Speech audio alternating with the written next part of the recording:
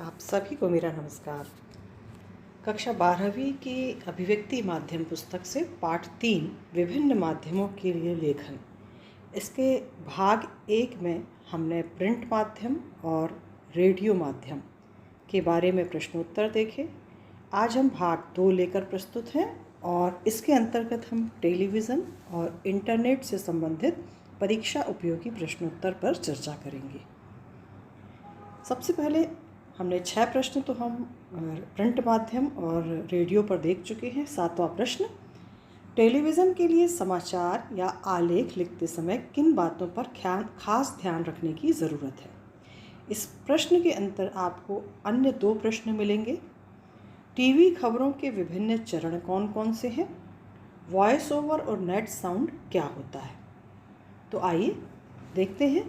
पहला प्रश्न तो आपको पूर्ण रूप से देखने मिलेगा और बाकी जो 2 प्रश्न हैं वो अंदर समाहित हैं, जिसके बारे में हम आपसे बता देंगे।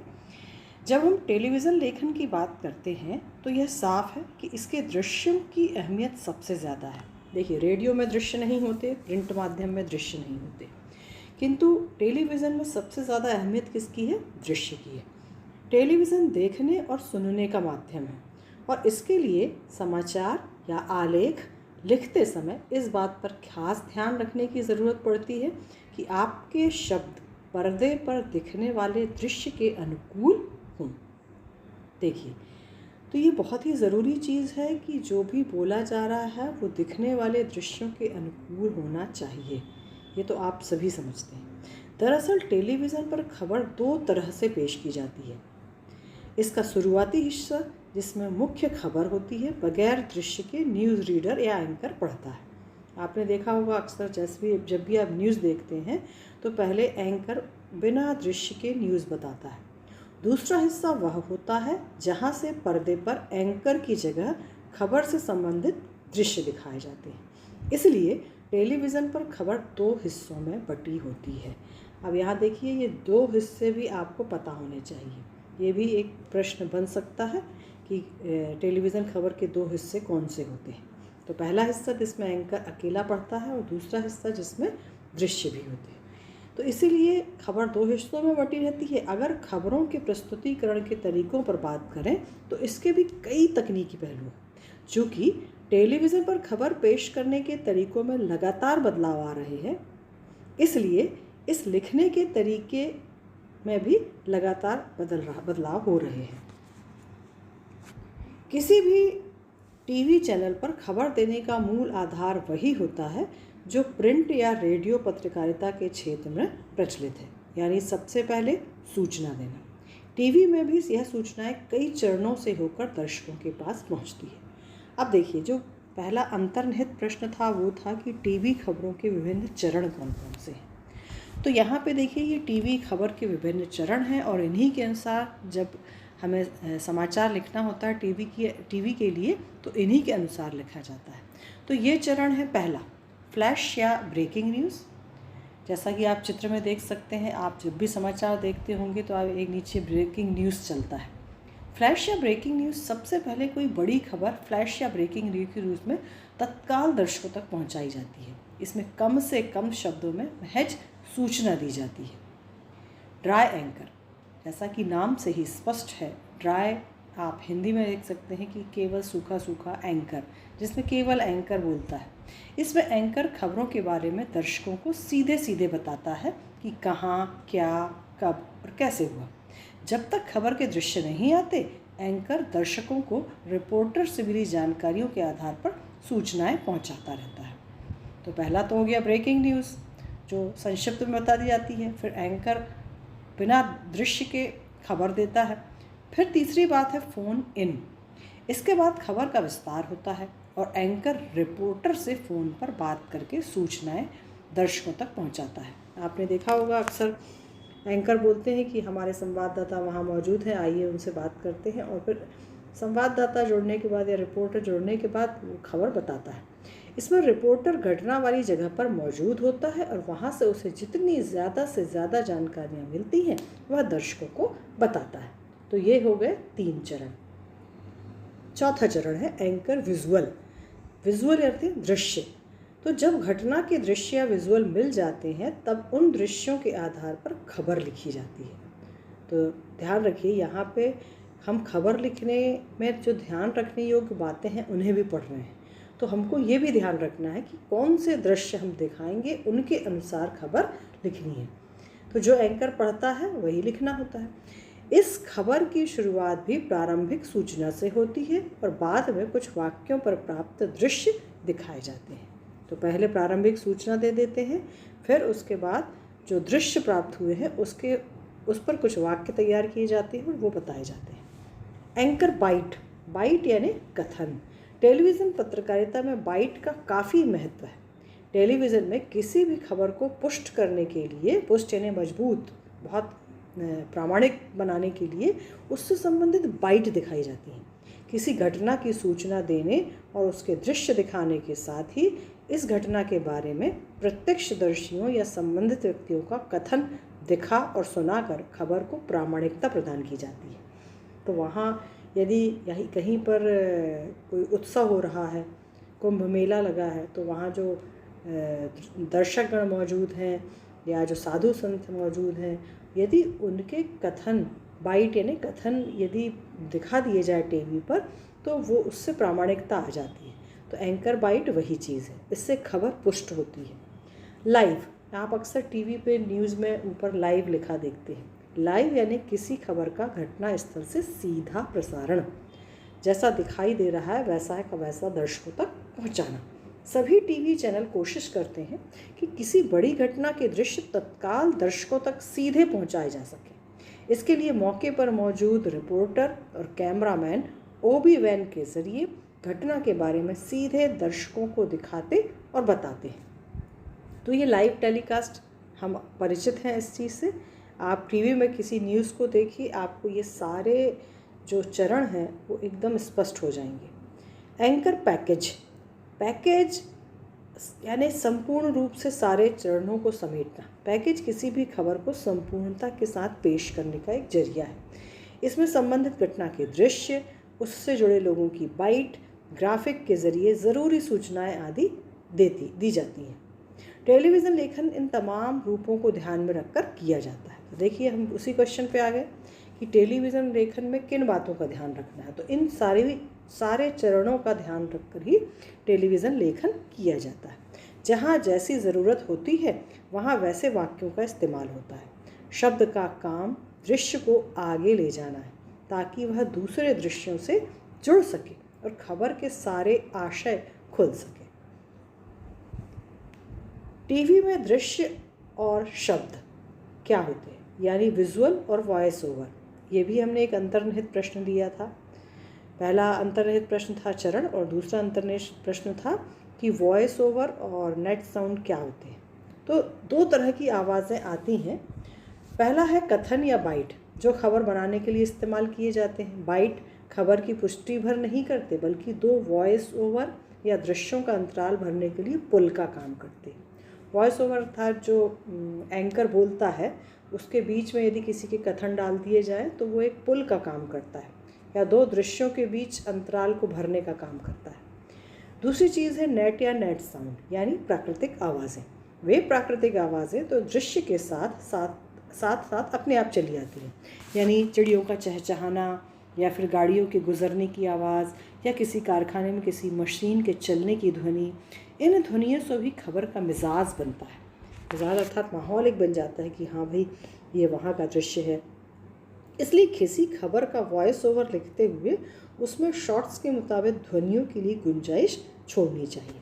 तो ये भी एक ध्यान रखने योग्य बात है कि टीवी के लिए खबर लिखते समय हमको इन दोनों आवाज़ों का ध्यान रखना ज़रूरी है।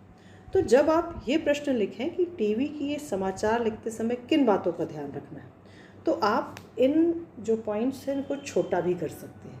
जैसे नेट या नेट साउंड, आप इसको 2 लाइन में लिख सकते हैं, क्योंकि यदि आप इतना बड़ा लिखेंगे तो ये आंसर आपका बड़ा हो जाएगा। ऐसे ही आप चरणों को भी संक्षिप्त में लिख सकते हैं। तो ये कंप्लीट रूप से ये पूरा आंसर है कि हमको किन बातों का ध्यान रखना चाहिए, किंतु इसके अंतर 2 प्रश्न और अंतर्निहित हैं जिन पर हमने चर्चा की है। अब आते हैं रेडियो और टेलीविज़न समाचार की भाषा शैली कैसी होनी चाहिए। दरअसल किसी भी तरह के लेखन का कोई फॉर्मूला नहीं होता, कोई सूत्र नहीं होता है। प्रयोगशीलता भाषा को भी समृद्ध करती है और माध्यम को भी। अच्छा, यहाँ ये ध्यान रखिए कि मैंने जितने भी शब्द पीले रंग में लिखे हैं, आप इस तरह के शब्दों को हाईलाइट करिए। जब भी आप उत्तर लिखते हैं बोर्ड परीक्षा में, तो आप जो चीज़ अपने जांचकर्ता को दिखाना चाहते हैं उसको हाईलाइट करिए। जैसे मैंने यहाँ हाईलाइट किया है, ताकि जांचने वाले को आराम से दिख जाए कि आपने किन किन पॉइंट्स को कवर किया है। तो किसी भी लेखन में कोई फॉर्मूला नहीं होता है। प्रयोगशीलता भाषा को समृद्ध बनाती है और माध्यम को भी। रेडियो और टीवी आम आदमी के माध्यम है, आम आदमी इसको देखता है। भारत जैसे विकासशील देश में उसके श्रोताओं और दर्शकों में पढ़े लिखे लोगों से निरक्षर तक और मध्यम वर्ग से लेकर किसान मजदूर तक सभी हैं। इन सभी लोगों की सूचना की ज़रूरतें पूरी करना ही रेडियो टीवी का उद्देश्य है। जाहिर है कि इन लोगों तक पहुंचने का माध्यम भाषा है, और इसलिए भाषा ऐसी होनी चाहिए।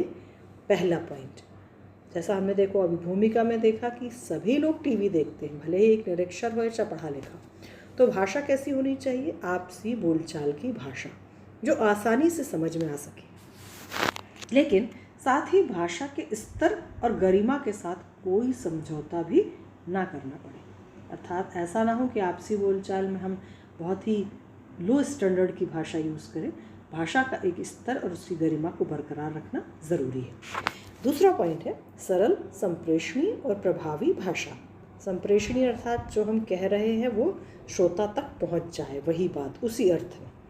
तो ऐसी भाषा जिसके वाक्य छोटे, सीधे और स्पष्ट लिखे जाएं। तीसरा, ऐसे कई शब्द हैं जिनका अखबारों में धड़ल्ले से इस्तेमाल होता है, जैसे रेडियो टीवी में उनके प्रयोग से बचा जाना चाहिए। जैसे निम्नलिखित अर्थात नीचे लिखा होगा, ये अखबार में तो जायज़ है किंतु टीवी में या रेडियो में सही नहीं है। उपरोक्त अर्थात ऊपर दिया हुआ, अधोहस्ताक्षरित अर्थात जिसने नीचे हस्ताक्षर किया है, क्रमांक, इस तरह के शब्दों का प्रयोग रेडियो और टेलीविज़न में नहीं करना चाहिए। तो ये 3 पॉइंट्स ध्यान रखें। आगे देखिए, इसी तरह द्वारा शब्द के इस्तेमाल से भी बचने की कोशिश करनी चाहिए, क्योंकि ये कभी कभी भ्रामक अर्थ देता है। उदाहरण के रूप में एक वाक्य दिया है, पुलिस द्वारा चोरी करते हुए 2 व्यक्ति को पकड़ लिया गया। अब यहाँ पे ऐसा लगेगा कि पुलिस द्वारा चोरी की गई, तो इसलिए द्वारा शब्द के प्रयोग से बचना चाहिए। तथा, एवं, अथवा, व, किंतु, परंतु, यथा, ऐसे शब्दों के प्रयोग से भी बचना चाहिए। इनकी जगह कौन से शब्द उपयोग करने चाहिए? और, जो बहुत ही कॉमन है, या, लेकिन आदि। छठवां पॉइंट, गैर ज़रूरी विशेषण अर्थात जिनकी ज़रूरत नहीं है, ऐसे विशेषण शब्द, सामासिक शब्द, तत्सम शब्द, अतिरंजित उपमाएँ अर्थात बढ़ा चढ़ा के उपमा दी जाती है, तो ऐसे शब्दों से बचना चाहिए। मुहावरों के इस्तेमाल से भाषा बहुत आकर्षक और प्रभावी हो जाती है, इसलिए उनका प्रयोग होना चाहिए, क्योंकि वो प्रयोग स्वाभाविक होना चाहिए, अर्थात जहाँ ज़रूरी हो वहीं होना चाहिए। आठवां, वाक्य छोटे वाक्य जल्दी समझ में आते हैं। एक वाक्य में एक ही बात कहने का धीरज हो। वाक्यों में तारतम्य ऐसा हो कि कुछ टूटता या छूटता हुआ ना लगे। तारतम्य अर्थात कंटिन्यूटी लगे। 9वां पॉइंट, शब्द प्रचलित हों और उनका उच्चारण सहजता से। क्रय विक्रय की जगह खरीद बिक्री, स्थानांतरण की जगह तबादला, पंक्ति की जगह कतार, ऐसे शब्द टीवी में सहज माने जाते हैं और ये बोलचाल के करीब हैं। इनसे विद्वता भी नहीं झलकना चाहिए। विद्वता अर्थात हम कभी कभी अपने आप को विद्वान दिखाने के लिए बड़े बड़े शब्दों का प्रयोग करते हैं, तो ऐसा ना करें। 9वां प्रश्न, अब आते हैं हम इंटरनेट पर। इंटरनेट पत्रकारिता के और क्या नाम है? इसके फ़ायदे, नुकसान और रूपों पर चर्चा करें। तो देखिए, इंटरनेट पत्रकारिता के नाम ऑनलाइन पत्रकारिता, साइबर पत्रकारिता, वेब पत्रकारिता। ठीक है, इंटरनेट के अभ्यस्त लोगों को अब कागज़ पर छपे अखबार उतने ताज़ा और मनभावन नहीं लगते। उन्हें हर घंटे 2 घंटे में खुद को अपडेट करने की लत लगती जा रही है। इंटरनेट सिर्फ एक टूल यानी औजार है जिसे आप सूचना, मनोरंजन, ज्ञान और व्यक्तिगत तथा सार्वजनिक संवादों के आदान प्रदान के लिए इस्तेमाल कर सकते हैं। भारत में कंप्यूटर साक्षरता की दर बहुत तेज़ी से बढ़ रही है। तो ये हो गई इंटरनेट की भूमिका। पहले आपने नाम दे दिए, फिर आप इंटरनेट आजकल कितना प्रभावशाली माध्यम है उसके बारे में आप कुछ पंक्तियाँ लिखें। अब आते हैं फ़ायदे पर। इंटरनेट एक ही झटके में झुमरी तलैया से लेकर होनोलुलु तक की खबरें हम इसमें पढ़ सकते हैं। दुनिया भर की चर्चाओं परिचर्चाओं में शरीक हो सकते हैं। ट्विटर आदि के माध्यम से अखबारों की पुरानी फाइलें खंगाल सकते हैं, पुराने अखबार आपको मिल सकते हैं। रिसर्च या शोध का काम तो इंटरनेट ने बेहद आसान कर दिया है। 5वां पॉइंट, टेलीविज़न या अन्य समाचार माध्यमों में खबर के बैकग्राउंडर तैयार करने या किसी खबर की पृष्ठभूमि तत्काल जानने के लिए जहां पहले ढेर सारी अखबारी कतरनों की फाइलों को ढूंढना पड़ता था, वहीं यहाँ चंद मिनटों में इंटरनेट विश्वव्यापी संजाल के भीतर से कोई भी बैकग्राउंडर या पृष्ठभूमि खोजी जा सकती है। तो ये इसको थोड़ा समझ लीजिए। बैकग्राउंडर अर्थात यदि अभी कोई घटना हुई, उससे जुड़ी घटना कोई 2 साल पहले हुई है, तो उसके माध्यम से हम आज की घटना को दिखा सकते हैं, तो वो उसका बैकग्राउंड हो जाता है, जिसको पृष्ठभूमि भी कहते हैं। तो इसके लिए इंटरनेट बहुत ही अच्छा माध्यम है। तो ये सारी बातें जो हैं, इनसे आप परिचित हैं, तो इसको रटिए ना नहीं बल्कि समझिए और उनको आप अपनी भाषा में भी लिख सकते हैं। अब एक ज़माना था जब टेली प्रिंटर पर 1 मिनट में 80 शब्द एक जगह से दूसरी जगह भेजे जा सकते थे, किंतु आज की स्थिति क्या है? 1 सेकंड में 56 किलोबाइट यानी लगभग 70,000 शब्द भेजे जा सकते हैं। ये भी मैंने पीले रंग में लिखा है ताकि आप इनको अच्छे से याद कर सकें। ये MCQ में आ सकते हैं इस तरह के प्रश्न। अब इससे नुकसान क्या है? ये अश्लीलता, दुष्प्रचार और गंदगी फैलाने का एक ज़रिया है, क्योंकि इसमें बहुत सी गंदी साइट होती हैं जो बच्चों के मन मस्तिष्क पर बुरा प्रभाव डालती हैं। आजकल इंटरनेट के प्रयोग से बहुत से अपराध भी हो रहे हैं, तो ये भी इसका एक नुकसान है।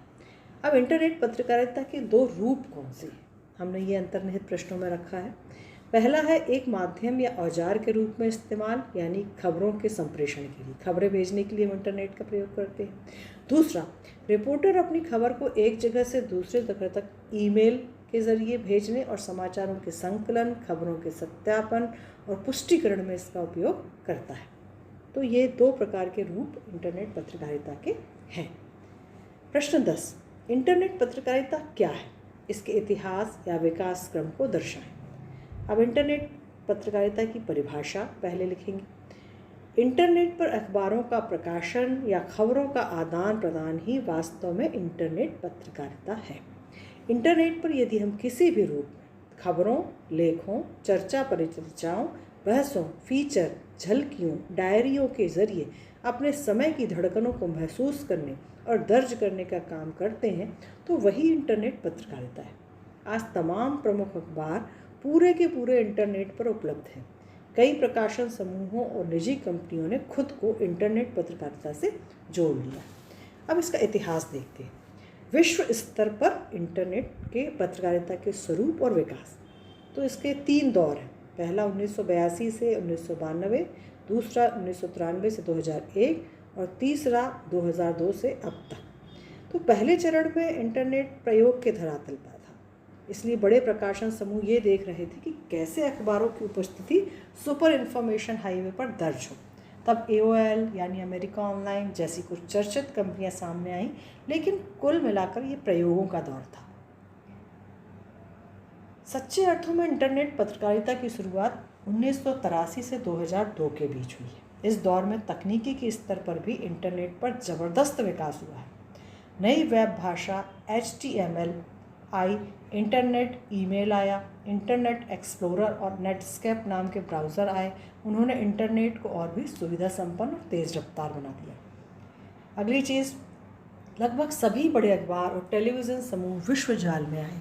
New York times, Washington post, CNN, BBC सहित तमाम बड़े घरानों ने अपने प्रकाशनों प्रसारणों के इंटरनेट संस्करण निकाले। न्यू मीडिया के नाम पर .com कंपनियों का उफान आया। हालांकि ये उफान जितनी तेज़ी से आया था, उतनी ही तेज़ी से बुलबुला फूट भी गया। सन 1996 से 2002 के बीच अकेले अमेरिका में ही 5 लाख लोगों को .com की नौकरियों से हाथ धोना पड़ा। विषय सामग्री और पर्याप्त आर्थिक आधार के अभाव में ज़्यादातर .com कंपनियां बंद हो गई, लेकिन बड़े प्रकाशन समूहों ने इस दौर में भी खुद को किसी तरह जमाए रखा। चूँकि जनसंचार के क्षेत्र में सक्रिय लोग यह जानते थे कि और चाहे जो हो, सूचनाओं के आदान प्रदान के माध्यम के तौर पर इंटरनेट का कोई जवाब नहीं, इसलिए इसकी प्रासंगिकता हमेशा बनी रहेगी। इसलिए कहा जा सकता है कि इंटरनेट पत्रकारिता का 2002 से शुरू हुआ तीसरा दौर सच्चे अर्थों में टिकाऊ हो सकता है। प्रश्न 11, भारत में इंटरनेट पत्रकारिता पर टिप्पणी करें। अभी हमने विश्व स्तर पर देखा, अब भारत में इंटरनेट पत्रकारिता का अभी दूसरा दौर चल रहा है। भारत के लिए पहला दौर 1993, दूसरा दौर 2003 से शुरू हुआ। पहले दौर में हमारे यहाँ भी प्रयोग हुए, .com का तूफान आया और बुलबुले की तरह फूट गया। अंततः वहीं टिके रह पाए जो मीडिया उद्योग में पहले से ही टिके हुए थे। आज पत्रकारिता की दृष्टि से Times of India, Hindustan Times, Indian Express, Hindi Tribune, Statesman, Pioneer, NDTV, IBN, Zee News, Aaj Tak और आउटलुक की साइटें ही बेहतर हैं। इंडिया टुडे जैसी कुछ साइटें भुगतान के बाद ही देखिए। जैसे मैंने पीले अक्षरों में लिखा है, ये सब MCQ के प्रश्न हैं। जो साइट नियमित अपडेट होती हैं उनमें Hindu, times of India, outlook, Indian express, NDTV, आज तक और जी न्यूज़ है। लेकिन भारत में सच्चे अर्थों में यदि कोई वेब पत्रकारिता कर रहा है तो वह rediff.com, इंडिया इंफोलाइन व सीफी जैसी कुछ साइटें।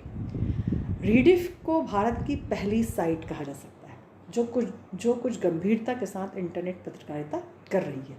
वेबसाइट पर विशुद्ध पत्रकारिता शुरू करने का श्रेय तहलका.com को जाता है। यह भी एक बहुत ही महत्वपूर्ण MCQ बनता है। तो ये था इंटरनेट। अब हिंदी भाषी नेट संसार की स्थिति पर टिप्पणी करिए, अर्थात हिंदी भाषा में नेट संसार कितना विकसित है। हिंदी में नेट पत्रकारिता वेब दुनिया के साथ शुरू हुई। इंदौर के नई दुनिया समूह से शुरू हुआ यह पोर्टल हिंदी का संपूर्ण पोर्टल है। इसके साथ ही हिंदी के अखबारों ने भी विश्वजाल में अपनी उपस्थिति दर्ज करानी शुरू की। जागरण, अमर उजाला, नई दुनिया, हिंदुस्तान भास्कर, राजस्थान पत्रिका, नवभारत टाइम्स, प्रभात खबर व राष्ट्रीय सहारा के वेब संस्करण शुरू हुए। प्रभा साक्षी एक ऐसा अखबार है जो प्रिंट माध्यम में नहीं आता है बल्कि केवल इंटरनेट पर है। आज पत्रकारिता के लिहाज से हिंदी की सर्वश्रेष्ठ साइट BBC की है। यही एक साइट है जो इंटरनेट के मानदंड के हिसाब से चल रही है।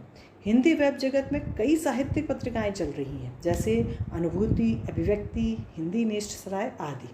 सरकार के तमाम मंत्रालय, विभाग, सार्वजनिक उपक्रम और बैंकों ने भी अपनी हिंदी अनुभाग शुरू किए हैं, जो भले ही आज तकनीकी उपेक्षा के शिकार है, लेकिन उनका डाटाबेस तो तैयार हो ही रहा है। अंततः ये सब मिलकर हिंदी की ऑनलाइन पत्रकारिता का मार्ग प्रशस्त करेंगे। कुल मिलाकर हिंदी की वेब पत्रकारिता अभी अपने शैशव काल में है, अर्थात शिशु रूप में है। हिंदी भाषी नेट संसार की समस्या क्या है? सबसे बड़ी समस्या हिंदी के फ़ॉन्ट की है। अभी भी हमारे पास कोई एक कीबोर्ड नहीं है। डायनामिक फ़ॉन्ट की अनुपलब्धता के कारण हिंदी की ज़्यादातर साइटें खुलती ही नहीं हैं। अब माइक्रोसॉफ्ट और वेब दुनिया ने यूनिकोड फ़ॉन्ट बनाया। किसने बनाया? माइक्रोसॉफ्ट और वेब दुनिया ने। यूनिकोड फ़ॉन्ट मतलब अभी आप जैसे आप कुछ बोलते हैं, आप हिंदी में बोल रहे हैं, अंग्रेजी में टाइप हो जाता है, अंग्रेजी में बोलते हैं, हिंदी में टाइप हो जाता है। तो यूनिकोड फ़ॉन्ट जो है हर भाषा को स्वीकार करता है, लेकिन ये भी खास लोकप्रिय नहीं हो पा रहा है। हिंदी जगत जब तक हिंदी के बेलगाम फ़ॉन्ट संसार पर नियंत्रण नहीं लगाएगा और कीबोर्ड का मानकीकरण नहीं करेगा, तब तक यह समस्या बनी रहेगी। तो समस्या में ये ध्यान रखिए आप, हिंदी के फ़ॉन्ट का अभाव है और अभी जो फ़ॉन्ट चल रहा है वो यूनिकोड चल रहा है। ठीक है, तो ये थे इंटरनेट से संबंधित प्रश्न। तो कीबोर्ड यदि आ जाए तो हिंदी का नेट संसार और भी ज़्यादा विकसित हो सकता है। धन्यवाद।